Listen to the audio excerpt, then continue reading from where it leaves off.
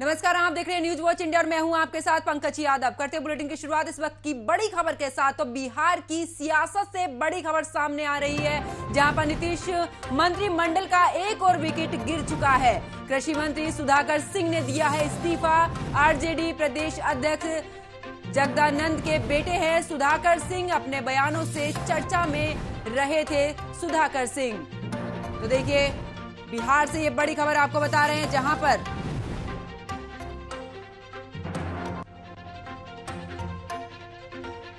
अपने बयानों को लेकर हमेशा से चर्चा में रहे हैं सुधाकर सिंह। बिहार की सियासत से जुड़ी बड़ी खबर आपको बता रहे हैं। नीतीश मंत्रिमंडल का एक और विकेट जो है वो गिर चुका है। कृषि मंत्री सुधाकर सिंह ने इस्तीफा दे दिया है।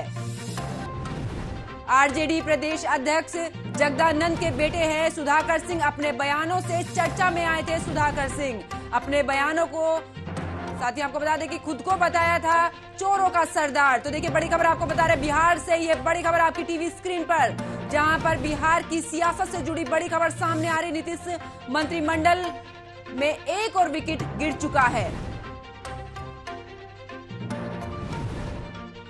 तो नीतीश सरकार में बने कृषि मंत्री और आरजेडी नेता सुधाकर सिंह ने भी मंत्री पद से इस्तीफा दे दिया है। उन्होंने डिप्टी सीएम तेजस्वी यादव को अपना त्याग पत्र सौंपा है। हालांकि अभी इस्तीफा स्वीकार नहीं हुआ है। इस बात की पुष्टि आरजेडी प्रदेश अध्यक्ष और सुधाकर सिंह के पिता जगदानंद सिंह ने भी की है। जगदानंद सिंह ने कहा है कि कृषि मंत्री किसानों के हक में अपनी आवाज उठा रहे हैं, लेकिन अंत में उन्होंने इस्तीफा देने का फैसला किया ताकि लड़ाई आगे नहीं बढ़े। बता दें कि बिहार के कृषि मंत्री सुधाकर सिंह ने हाल ही में तब खूब चर्चा में वो आए थे जब उन्होंने अपने ही विभाग में भ्रष्टाचार का मुद्दा उठाया। आरजेडी नेता ने तब विवाद खड़ा कर दिया और जब उन्होंने ये बयान दिया था कि उनके विभाग के सभी अधिकारी चोर हैं और इस विभाग के प्रमुख होने के नाते वो चोरों के मुखिया हैं। कृषि मंत्री सुधाकर सिंह ने कहा था कि हमारे ऊपर भी और भी कई सरदार मौजूद हैं। साथ ही उन्होंने ये भी कहा था कि ये वही पुरानी सरकार है। बता दें कि सुधाकर सिंह वर्तमान आरजेडी प्रदेश अध्यक्ष जगदानंद सिंह के बेटे हैं और अभी कैमूर के रामगढ़ से विधायक भी हैं। सुधाकर सिंह 2010 में पिता से बगावत कर बीजेपी के टिकट पर चुनावी मैदान में उतरे थे, लेकिन वे चुनाव हार गए थे।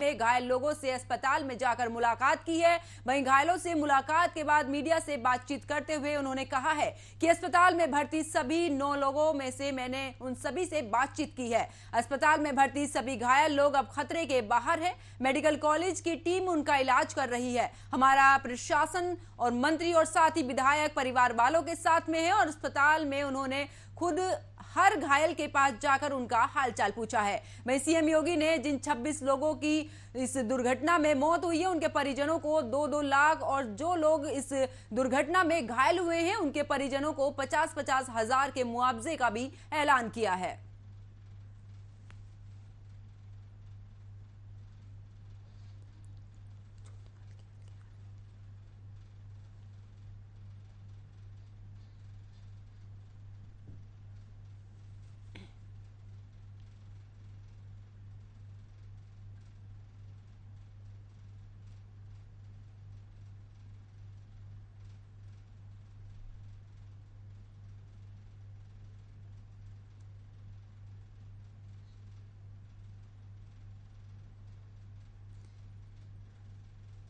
तो देखिए कानपुर में एक बड़ा हादसा हुआ जहां पर एक ट्रैक्टर ट्रॉली पानी से भरे जो गड्ढे था उसमें जाकर पलट गई, जहां इस हादसे में करीब 26 लोगों की मौत हो चुकी है। बता दें कि मुख्यमंत्री योगी आदित्यनाथ खुद कानपुर पहुंचे, जहां पर उन्होंने घायलों का हालचाल जाना। और साथ ही आपको बता दें कि इस दौरान मुख्यमंत्री योगी आदित्यनाथ ने मृतकों के परिजनों को 2-2 लाख और साथ ही जो घायल हुए हैं उनके परिजनों को 50-50 हजार रुपए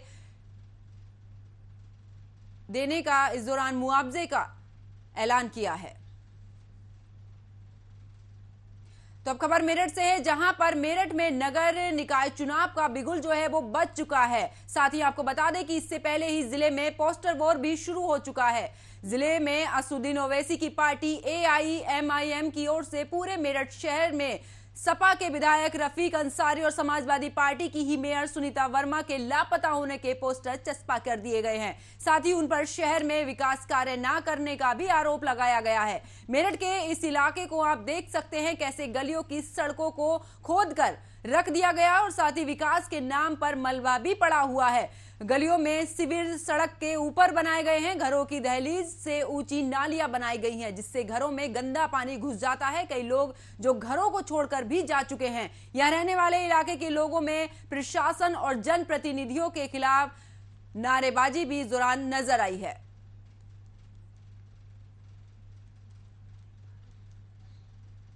इस बार देखा जा रहा है कि उत्तर प्रदेश के अंदर पार्षद के चुनाव का बिगुल बजा हुआ है। सभी पार्टियां अपने दमखम के साथ अपने प्रत्याशी उतारने की जद्दोजहद में लग चुकी हैं। जहां मेरठ में इस बार देखा जा रहा है कि पार्षद के चुनाव को लेकर पहले ही पोस्टर वार शुरू हो चुकी है। सपा बसपा भाजपा को घेरने के लिए AIMIM ने शहर भर में शहर विधायक और मेयर के लापता होने के पोस्टर चस्पा किए हैं।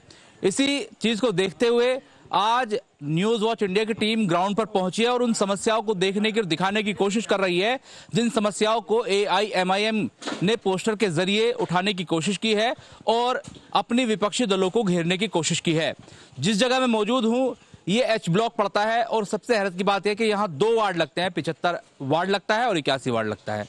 ये दोनों वार्ड का जो इलाका है यहाँ बॉर्डर कह सकते हैं, लेकिन इस इलाके की स्थिति आप देखेंगे, एक बार कैमरामैन से कह दूं दिखा दे इधर को, यहाँ जो सड़कें हैं वो काफी नीचे हैं, लेकिन जो सीवर लाइन यहाँ पर बनाई गई है, सीवर बनाए गए हैं, देखिए कितने काफी ऊंचे बना दिए गए हैं, 2-2, 2.5, 3-3 फुट ऊंचे हैं। ऐसा लगता है जैसे तंदूर जो होता है वो बना है। इसके अलावा आप नालियों की कंडीशन देखेंगे तो नालियां भी 3-3 फुट ऊपर हैं सड़कों से। हैरत की बात यह है कि इतना सब कुछ कर दिया गया और जब बारिश होती है तो यहाँ पानी घुटनों से ऊपर होता है। लोगों के डूबने की, बच्चों के डूबने की जो है संभावना बनी रहती है। स्थानीय लोग नरकीय जिंदगी जीने के लिए मजबूर हैं, वर्षों से यहाँ रह रहे हैं, लेकिन हैरत की बात यह है कि किसी भी एडमिनिस्ट्रेशन के व्यक्ति को, अधिकारी को इस जगह का इल्म नहीं है, पता नहीं है।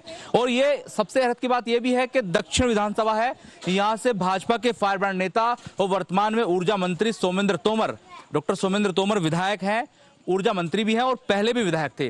लेकिन इस इलाके के लोगों से बातचीत करेंगे, पूछेंगे कि आखिर इस तरह की जो समस्या बनी हुई है इन लोगों ने क्या प्रशासन, शासन या स्थानीय पार्षदों से इस बारे में शिकायत की है या नहीं, क्योंकि काम तो लगभग देखा जा रहा है कि शुरू हुए हैं, लेकिन जिस पैमाने पर हुए हैं, जिस तरीके से हुए हैं, कहीं ना कहीं कई तरीके की बू आती है। अपनी मर्जी से नालियां ऊंची बना दी गई और जो सीवर डाले गए हैं वो ऊंचे बना दिए गए। अब यहाँ जो मकान है आप देखेंगे बराबर में मकान है, अब देखेंगे गरीब आदमी का एक मकान है, छोटा सा मकान है, ये जमीन में धंस चुका है, जा चुका है।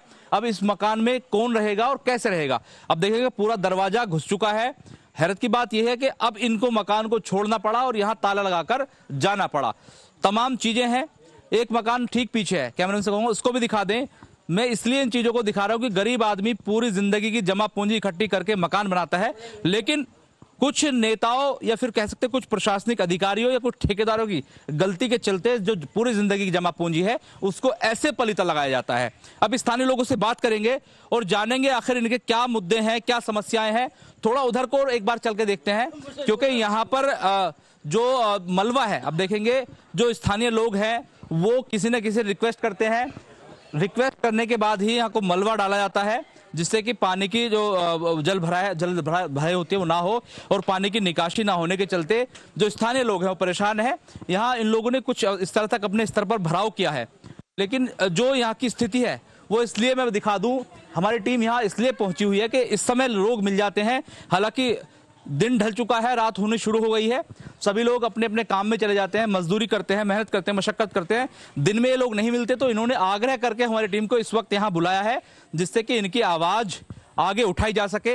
इनसे बात करेंगे, लेकिन यहाँ मैं आपको ये दिखा दूं कि जो सड़कें हैं और जो नालियां हैं ऊपर बनाई गई हैं, और यहाँ देखा जा रहा है कि मिट्टी है, केवल कह सकते हैं जो खेत में दगड़ा होता उस तरीके के यहाँ पर जगह बनाई गई है। कोई भी यहाँ पर एक ईंट तक नहीं लगाई गई है, और आगे तक अगर देखा जाए तो यही स्थिति है। आगे मैं बाद में विजुअल दिखाऊंगा, लेकिन उससे पहले स्थानीय लोगों से यहाँ पर बातचीत करना शुरू करता हूँ। आइए जरा अपनी अपनी समस्या जरा बताइएगा, और ये भी बताइएगा कि ये जो चीजें हो रही थी, क्या इस बारे में अधिकारियों को, नेताओं को पता चला या नहीं? क्या नाम है आपका? मेरा वली मोहम्मद नाम है। कब से रह रहे हैं? हमें 15 साल हो गए। 15 साल से यहाँ यही परेशानी हो रही है, पानी भर। साल में 3 सरकारें बदली। हाँ, 3 सरकार बदली हैं, कुछ भी यहाँ जो काम नहीं हुआ।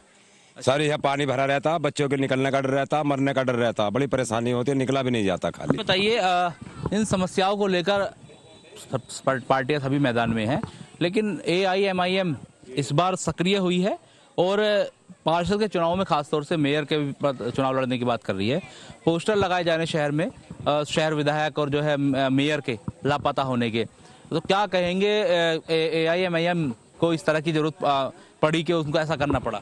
अब मुझे ये बताइए, जो हमारे शहर के रफीक अंसारी साहब विधायक हैं और मेयर हैं सपा की, किसी भी वार्ड में आप चले जाइए, जिम्मेदारी किसकी बनती है? स्थानीय विधायक और जी मेयर, इनकी तो जिम्मेदारी बनती है। लेकिन जी, आप AIMIM को सपोर्ट करते हैं, ये तो मुझे पता है, लेकिन आप मुझे ये बताइए, केवल रफीक अंसारी के ही पोस्टर क्यों लगाए? विधायक तो 6 और हैं। अब जहां हम खड़े हैं, यहाँ के विधायक कहाँ हैं बताइए? यहाँ क्या कर रहे हैं, वो क्या काम कर रहे हैं? इन लोगों ने तो बताया कुछ नहीं हो रहा। नहीं, यहाँ पे कोई काम हुआ ही नहीं है अभी तक। हुआ नहीं है, यहाँ के विधायक को क्यों नहीं लगाया? वो सत्ताधारी पार्टी से डर गए क्या AIMIM वाले, या साठगांठ का मामला है? कोई साठगांठ का मामला नहीं, किसी सत्ताधारी पार्टी से नहीं डरे हैं। अभी वहाँ पे शुरुआत की है, अब यहाँ पे भी होगा। यहाँ भी लगेंगे? यहाँ भी लगेंगे, सब जगह लगेंगे। तो यहाँ के जो स्थानीय विधायक उनके खिलाफ लगाए गए, AIMIM लगाएंगे पोस्टर? बिल्कुल लगाएंगे, जहाँ पे विकास नहीं होगा वहाँ पे लगाएंगे। रफीक अंसारी साहब जो हैं, आप देख रहे हो, लापता तो है ही है। उन्होंने बयान भी दिया था कि मैं यहाँ कहाँ देखूं, मैं तो लखनऊ की विधानसभा देखूंगा। यहाँ जो गृहिणी है वो कैसे करती हैं? क्योंकि अच्छा, गृहिणी भी आगे सबसे ज्यादा दिक्कत तो आप भी लोगों को होती होगी। घर के गिनने को तैयार है, हमारे दिक्कत ना है, सारा देखो तुम, निकाली भी हो रहा होगा। बतलाओ तो ऐसा किस तरह बात बनेगी? जो भी कोई आवे कोई सुनाई नहीं करता, कह चले जाओ हाँ बनेगी गली, हाँ बनेगी गली, हाँ बनेगी गली। अब तुम आप ही देखो, ये सारा प्लॉट और मकान गिनने को तैयार है। जब पानी भर जाए, बारिश हो तो गट्टो गट्टो पानी हो जाए, निकलने को जगह भी ना रहती। तो उधर गाजियाबाद के साहिबाबाद इलाके में दुर्गा पूजा के दौरान माहौल खराब करने की कोशिश का मामला सामने आया है। दरअसल बीती रात दुर्गा पूजा में जब श्रद्धालु भजन कीर्तन कर रहे थे, तभी दूसरे धर्म के लड़कों ने वहां आकर बदसलूकी करना शुरू कर दिया, जिसके बाद तनावपूर्ण स्थिति पैदा हो गई। वहीं सूचना मिलते ही मौके पर पुलिस पहुंची और 8 लोगों को गिरफ्तार कर लिया। पुलिस ने बताया है कि दूसरे धर्म के एक युवक ने अपनी मां की बीमारी का हवाला देते हुए पूजा पाठ को बंद करने के लिए कहा, जिसके बाद हालात बिगड़ गए।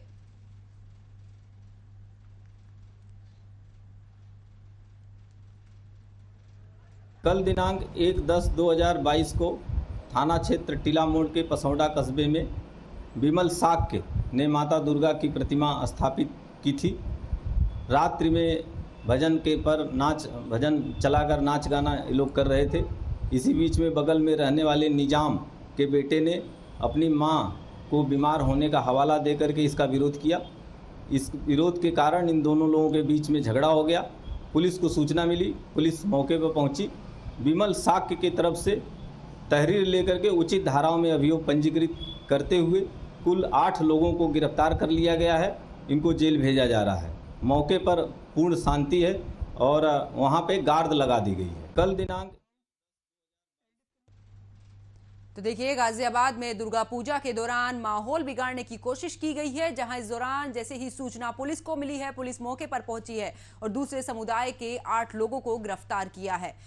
साथ ही पुलिस ने इस दौरान बताया है कि एक गिरफ्तार युवक ने बताया है कि उसकी मां की तबीयत बिगड़ने की वजह से वो इस दुर्गा पूजा में जो कीर्तन भजन हो रहे थे उसको बंद कराने पहुंचे थे, जहां इस दौरान ये हंगामा शुरू हो गया है। फिलहाल पुलिस ने पूरी स्थिति को काबू में किया है।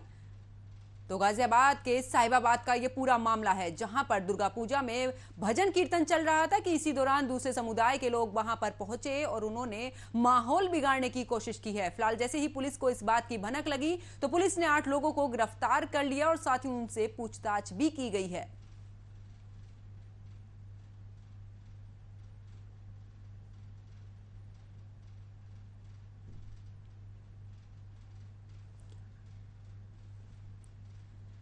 तो ये पूरा मामला गाजियाबाद का है, जहां पर दुर्गा पूजा की जा रही थी और इसी दौरान जब भजन कीर्तन चल रहा था तो दूसरे समुदाय के जो युवक थे वो इस दुर्गा पूजा में पहुंचे और माहौल खराब करने की कोशिश की गई। तो जैसे ही इस मामले की भनक पुलिस को लगी है तो पुलिस मौके पर पहुंची और साथ ही 8 लोगों को गिरफ्तार भी इस दौरान किया गया है।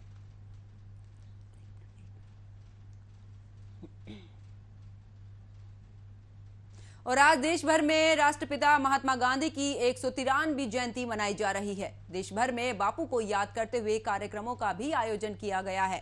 इस बीच राष्ट्रपति द्रौपदी मुर्मू राजघाट पहुंची, उन्होंने महात्मा गांधी को श्रद्धांजलि अर्पित की। इसके अलावा प्रधानमंत्री नरेंद्र मोदी ने भी राजघाट पहुंचकर बापू को श्रद्धांजलि अर्पित की है। कांग्रेस की अंतरिम अध्यक्ष सोनिया गांधी ने भी महात्मा गांधी को श्रद्धांजलि दी है। तो वहीं मुख्यमंत्री योगी आदित्यनाथ ने भी बापू को श्रद्धांजलि दी है और उसके बाद वो आश्रम पहुंचे, जहां पर वो चरखा चलाते भी नजर आए हैं।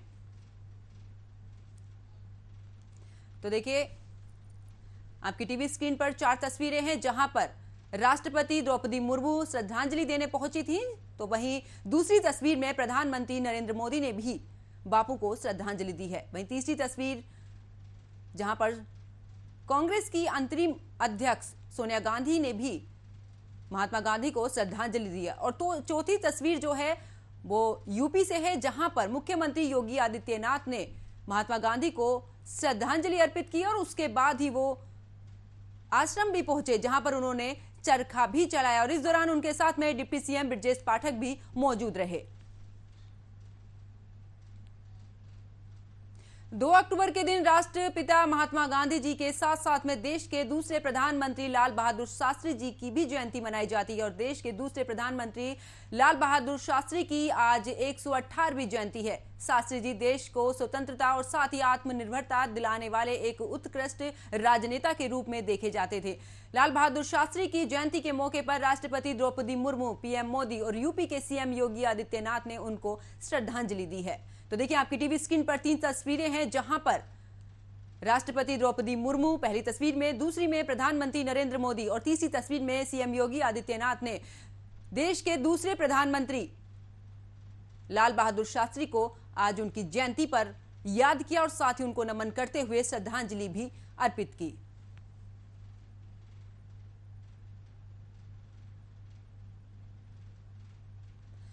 तो देखिए आज देश के दूसरे प्रधानमंत्री लाल बहादुर शास्त्री की 118वीं जयंती है और साथ ही आपको बता दें कि राष्ट्रपिता महात्मा गांधी की भी आज जयंती है, जहां इस दौरान राष्ट्रपति द्रौपदी मुर्मू, प्रधानमंत्री नरेंद्र मोदी और साथ ही उत्तर प्रदेश के मुख्यमंत्री योगी आदित्यनाथ भी देश के दूसरे प्रधानमंत्री लाल बहादुर शास्त्री की जयंती के मौके पर उनको श्रद्धांजलि देने पहुंचे थे।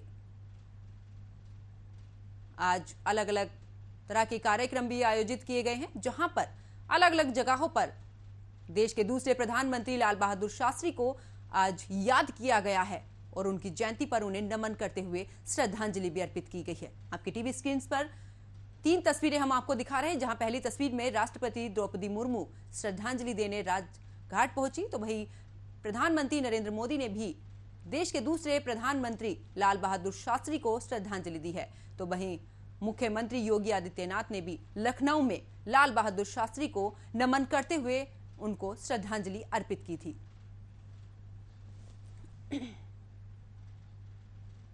तो उधर आगरा में लगातार आ रहे आवारा कुत्तों से जुड़े मामलों को देखते हुए शहर में रोजाना लोग आवारा कुत्तों का शिकार हो रहे हैं, जिसको देखते हुए नगर निगम सख्त हो गया है, जिसके तहत अब नगर निगम ने आवारा कुत्तों को पकड़ने का अभियान शुरू कर दिया है। आवारा कुत्तों को पकड़ने के लिए नगर निगम ने 3 टीमों का गठन किया है, जो शहर भर में घूम रहे आवारा कुत्तों को पकड़ेगी।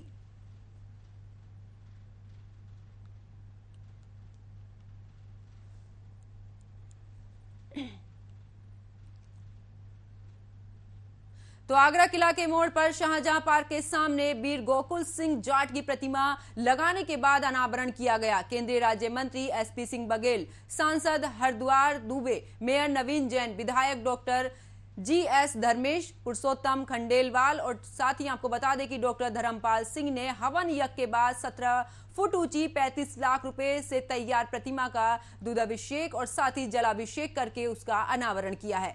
यह प्रतिमा ग्वालियर के शिल्पकार प्रभात राय ने बनाई है। अनावरण समारोह में मेयर नवीन जैन ने कहा कि जाट समाज की 52 साल पुरानी मांग को नगर निगम ने पूरा किया है। इस दौरान एमएलसी विजय शिवहरे, जेएस फौजदार, संजय सिंह, राम कुमार गुप्ता, नवीन गौतम, हरवीर सिंह सहित कई लोग मौके पर मौजूद रहे।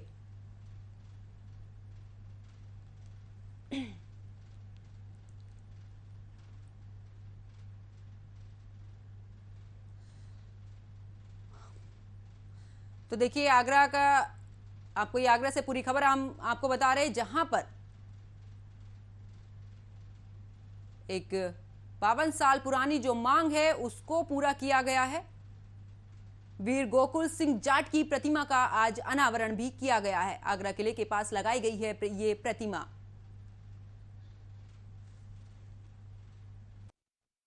वीर गोकुला सिंह जाट जो है कोई बहुत छोटा नाम नहीं है, ये भारतवर्ष का बहुत बड़ा नाम है। हिंदुओं के जो पराक्रमी लोग हैं उनमें से एक वीर गोकुला जाट जी का ये नाम है। और औरंगजेब के दांत खट्टे जिसने किए, ये वो नाम है वीर गोकुला जाट, जिन्होंने इस्लाम धर्म ग्रहण करने के अनेक प्रकार के लालच मिले, नहीं इस्लाम धर्म ग्रहण किया, उनको कैद में डाल दिया गया, उनकी उंगली को काटा गया, 1 हफ्ते का समय दिया गया, फिर भी इस्लाम धर्म ग्रहण नहीं किया, उनके हाथ को काटा गया और कहा कि अब आप धर्म परिवर्तन कर लें, लेकिन उन्होंने हिंदू धर्म नहीं छोड़ा और अंत में उनको फव्वारे पर कोतवाली के बाहर लाकर अंतिम मौका और दिया गया, लेकिन उन्होंने स्वीकार नहीं किया और उनकी गर्दन को काट दिया। और गर्दन काटने के बाद उनके खून के फव्वारे जो निकले, तब से वो फव्वारा चौक का नाम फव्वारा कहलाता है। आज ऐसे महापुरुष को श्रद्धांजलि देने के लिए हमने यहाँ पर शाहजहां गार्डन किले के सामने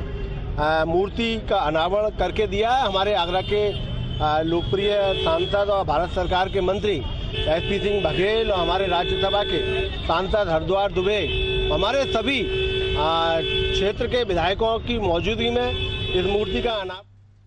तो भारतीय क्रिकेट टीम अपने घर में साउथ अफ्रीका के खिलाफ 3 मैचों की T20 सीरीज खेल रही है। सीरीज का दूसरा मैच आज गुवाहाटी के बरसापारा क्रिकेट स्टेडियम में खेला जाएगा। ये मुकाबला भारतीय समय अनुसार शाम 7 बजे शुरू होगा। मैच में टॉस 6:30 बजे होगा। T20 वर्ल्ड कप से पहले भारतीय टीम की ये आखिरी T20 सीरीज है, यानी भारतीय टीम को अब अफ्रीका से सिर्फ वनडे सीरीज ही खेलना है। इसके बाद सीधे T20 वर्ल्ड कप ही खेलना है। हाल ही में टीम इंडिया ने अपने घर में ऑस्ट्रेलिया को T20 सीरीज में 2-1 से हराया है। अब साउथ अफ्रीका के खिलाफ इस सीरीज में अपना मैच भी आसानी से जीतकर 1-0 की बढ़त बनाई है। अब यदि भारतीय टीम गुवाहाटी में होने वाले दूसरे मैच भी जीत लेती है तो वह सीरीज पर 2-0 से कब्जा जमा लेगी। ये टीम इंडिया के लिए वर्ल्ड कप से ठीक पहले जीत का बूस्टर डोज रहेगा।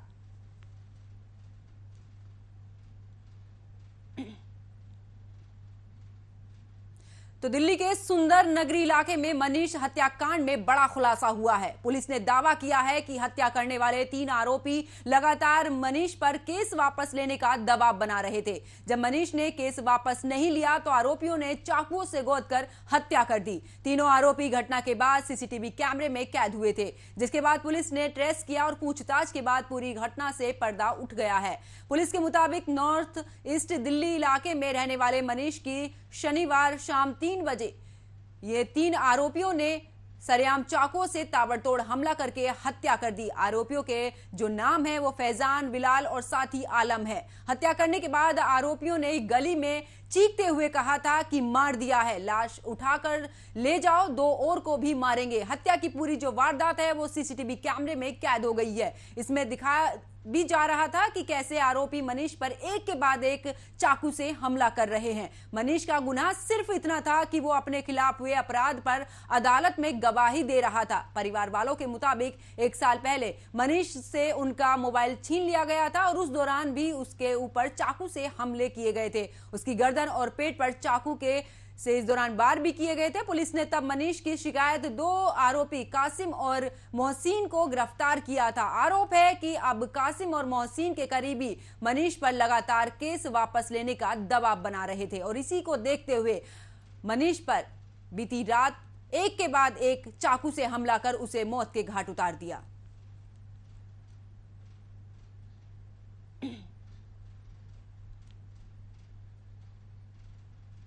तो मेरे साथ खबरों में इतना ही। आप देखते रहिए न्यूज़ वॉच इंडिया। नमस्कार।